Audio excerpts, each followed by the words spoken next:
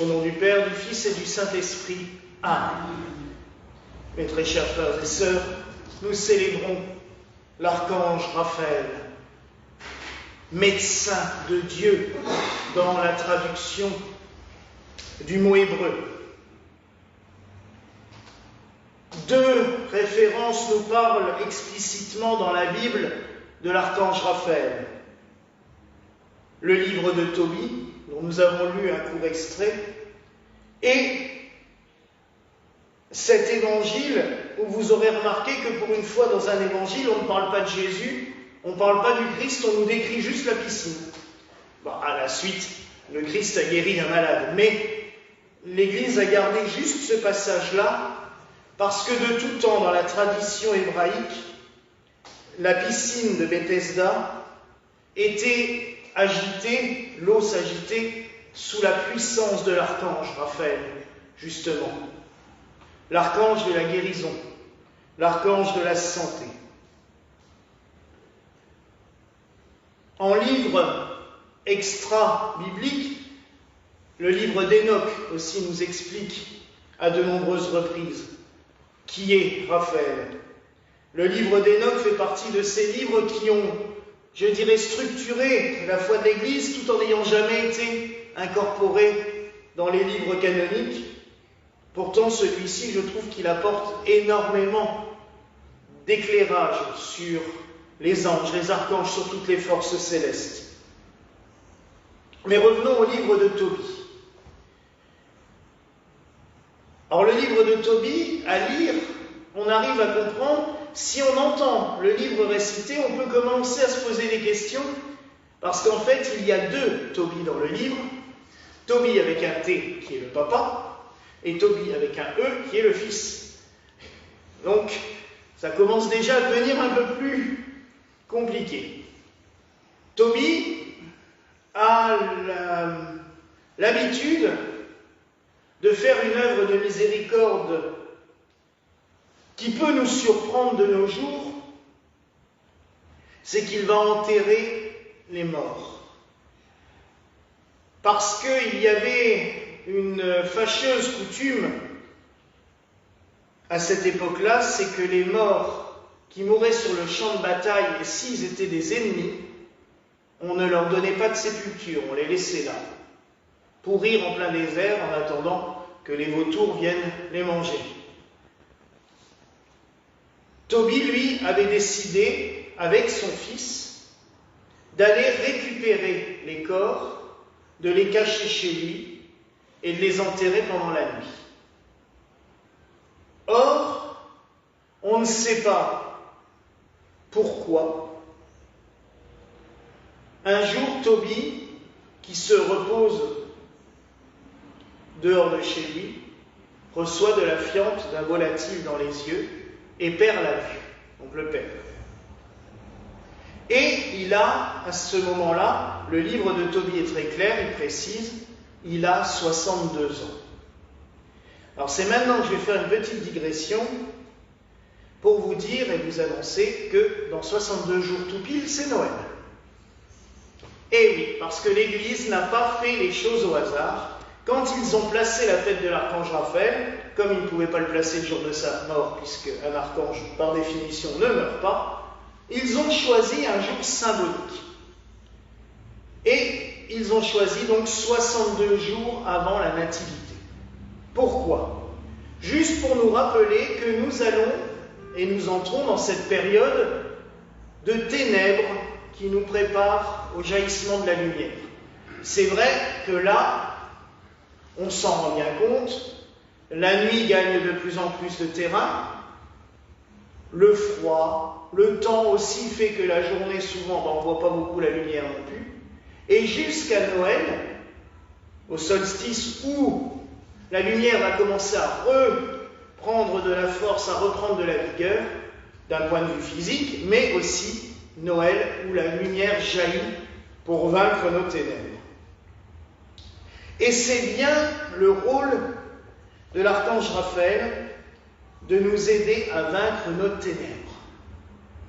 Il n'y a pas, je pense, d'autre chose que cela dans toute sa mission. Alors donc, Tobie est aveugle. Son fils, lui, souhaiterait épouser Sarah. Mais Sarah, on dirait de nos jours qu'elle a un peu la poisse. C'est même plus grave que cela, puisque Sarah s'est déjà mariée 7 fois. Et que suite à un envoûtement, sans aucun doute, tous ses maris meurent durant la nuit de noces. C'est quand même costaud.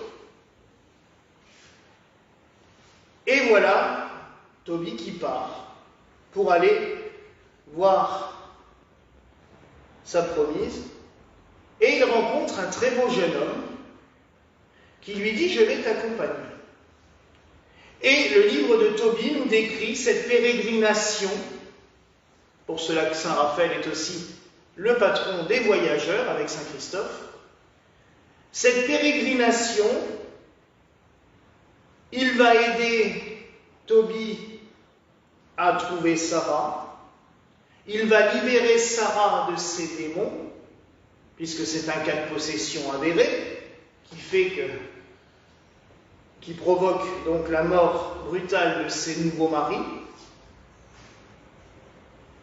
Il va expliquer au jeune Tobie comment soigner son père, avec du fiel de poisson. C'est pour cela que Saint Raphaël a souvent aussi son poisson en main ou sur le côté. Alors quand on sait que le fiel est quelque chose de très acide, on se demande vraiment du domaine du miracle, parce que mettre du fiel de poisson dans les yeux, vaudrait mieux éviter à tout prix. Mais là, ça rend la vue à Tobie. Tobie, le jeune, va épouser Sarah. Ils vont être heureux. Ce qui fait que Saint Raphaël est le patron des couples. On le prie pour l'amour. Quand il y a des empêchements dans un amour, dans un couple, on le prie. On le prie pour les voyages. On le prie pour la guérison. Normal. Puisque déjà, par définition de son prénom, c'est le guérisseur, le médecin de Dieu. Et on le prie pour la délivrance du mal. C'est un archange exorciste au même titre que Saint Michel. Dans les exorcismes, on pourrait se servir très bien de Saint Raphaël comme soutien, et il m'est déjà arrivé de l'embaucher dans ces moments-là, en l'appelant à la rescousse, parce que, déjà c'est mon saint patron, donc autant qu'il travaille aussi un petit peu pour moi, mais parce qu'il est très efficace dans ce domaine-là. Mais en chantant la prose tout à l'heure, qui est une prose de la liturgie ambrosienne, j'ai fait un petit peu le voyage de Saint Raphaël, de Tobie et de Saint Raphaël, comme tout simplement notre vie humaine, qui doit traverser des ténèbres. Parfois même, nous tombons dans un aveuglement total par la vie matérielle, par la santé, par des convictions qui nous aveuglent totalement, qui nous empêchent totalement d'avancer. Et on a besoin de faire enlever les écailles de nos yeux. Et Saint Raphaël peut être une aide vraiment précieuse dans notre cheminement de vie. Des fois, nous sommes assaillis aussi par le mal. Alors, nous n'allons pas au niveau de Sarah, Dieu merci, parce que sinon, ça serait une vraie hécatombe. Mais, quand même, on a des fois besoin d'être délivré de ce mal, de ce qui nous enchaîne, de ce qui nous pèse, de ce qui nous étrangle, de ce qui nous terrifie. Et Saint Raphaël peut être quelqu'un aussi qui est là pour nous aider. Saint Raphaël aussi, comme je le disais, peut être bénéfique dans nos histoires d'amour. Quand, dans nos couples, nous avons des soucis, Quand dans nos vies nous ne trouvons pas l'amour, nous pouvons invoquer Saint Raphaël. Il y a des anciennes prières qu'on trouve justement pour demander à Raphaël, l'archange, de nous aider à trouver l'amour. Il est vraiment un archange extrêmement bénéfique, mais je dirais c'est aussi le boulot des anges et des archanges, d'être auprès de nous, d'être avec nous, d'être un soutien. Mais j'aimerais aussi revenir sur la symbolique, parce que, vous savez, on trouve toujours tout et n'importe quoi. Et j'ai tapé un peu Saint Raphaël sur Internet ce matin. Je suis tombé sur des choses excellentes, alors sur des aberrations. Notamment, ça m'a fait un peu sourire parce que c'était un site de connaissances ésotériques, mais qui d'un côté vous explique que le vert est une couleur de pourriture, de mort, mais qui juste après vous explique sur la page de l'archange Raphaël que sa couleur de la guérison est le vert. Et c'est là qu'on voit que c'est des gens qui accumulent des connaissances et qui balancent ça en vrac sans aucune... Non, alors, le vert est en effet une couleur qui, en Occident, depuis le XVIIIe siècle, et soi-disant porte malheur, mais on sait exactement pourquoi. Déjà, c'est au théâtre seulement que ça porte malheur, et tout simplement parce qu'à l'époque, les colorants, pour avoir du vert, c'était de l'arsenic, et que forcément, porter une robe ou une tenue couverte d'arsenic, au bout d'un moment, ça vous cause des ennuis de santé qui finissent par la mort. C'est tout simplement ça, et c'est pour ça qu'au théâtre, on a gardé un petit peu ce fétichisme de ne surtout pas porter de vert, mais ça n'a rien de maléfique, c'était juste quelque chose de totalement pratique. Le vert est bien la couleur de la guérison. C'est pour cela que c'est la couleur souvent sur laquelle on représente Saint Raphaël Archange. Et vous la retrouvez, là je vais vous faire un petit truc historique, c'est que vous avez toutes et tous vu nos croix de pharmacie. Elles sont vertes en France. Tout simplement parce que les premières pharmacies ont été créées en France par un ordre de chevaliers qui s'appelle l'ordre de Saint-Lazare, qui étaient des hospitaliers créés à Jérusalem, et qui ont choisi eux-mêmes, comme croix sur leur manteau, la croix verte, parce que c'était la couleur de la guérison. Voilà, c'est tout simplement pour ça. Et cette couleur verte est restée, et on l'a toujours dans la symbolique de nos pharmacies, en France. Donc la couleur verte, oui, c'est vraiment une couleur de guérison, et la contempler, on le voit dans de nombreux textes qui parlent de l'archange Raphaël, que cette couleur lui a toujours été attribuée, parce que même dans les vitraux anciens, on le représentait avec une robe verte. Alors avec la lumière des vitraux, vous imaginez ce rayonnement qui devait jaillir de ces vitraux, ça devait être assez fantastique, parce que on le sait que contempler certaines couleurs peut apporter des actions bénéfiques. Je ne vais pas rentrer sur l'icône, mais par exemple la robe rouge de Marie-Madeleine a tout son sens aussi. Il y a tout un symbolisme autour de la robe rouge de Marie-Madeleine. Donc c'est pour ça qu'elle est toujours représentée en rouge sur les icônes. Et Saint Raphaël en vert. Mais ça, c'était une petite digression. Tout simplement, ce que nous devons retenir de Saint Raphaël Archange, c'est qu'il faudrait peut-être penser à le prier plus souvent. Parce que ça reste quand même un peu un des illustres inconnus maintenant. Déjà parce que l'Église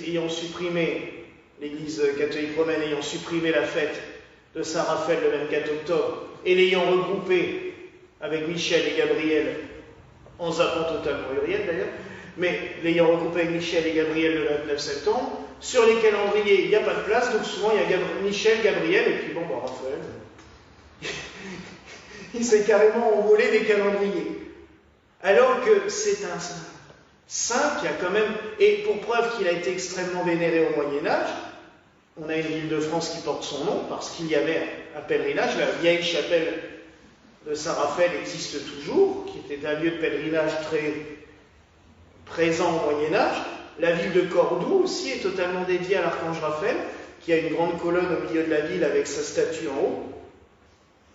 La liturgie ambrosienne célébrait Raphaël avec faste, pour cela que nous avons emprunté cette prose dans leur liturgie parce qu'elle est magnifique, mais tout simplement, mes frères et sœurs, prions Saint Raphaël pour que justement il nous guide dans nos chemins de vie. La vie humaine n'est pas simple, on le sait. Aller vers le Christ, qui est la seule lumière, qui est notre unique lumière, n'est pas simple non plus. On est souvent détourné de ce chemin par plein de choses. Ce que je disais la semaine dernière en discutant avec quelqu'un, c'est que le mal, maintenant, n'attaque plus forcément de front, mais il a tendance à vouloir nous disperser. Il disperse notre esprit, disperse notre âme dans des voies et des chemins qui partent dans tous les sens. Alors que le chemin vers le Christ, c'est le plus simple, c'est le plus direct. Comme disait le Saint curé d'Ars, c'est tout droit vers le bon Dieu. Il faut aller. C'est vrai, il n'y a pas tort. Il disait même tout droit comme un boulet de canon. Il faut y aller. Mais c'est vrai que dans notre vie terrestre, on est souvent détourné de tout cela.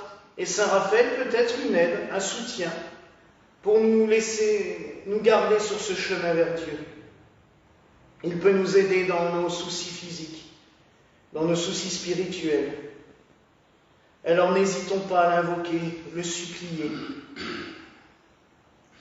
Pourquoi tous les matins ne pas juste dire « Je veux me mettre sous la protection des saints archanges ».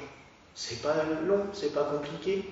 Leur demander juste d'être présents avec nous et de ne pas nous laisser nous égarer sur les chemins qui nous éloignent de Dieu. Voilà la grâce que je nous souhaite en ce soir au nom du Père, du Fils et du Saint-Esprit.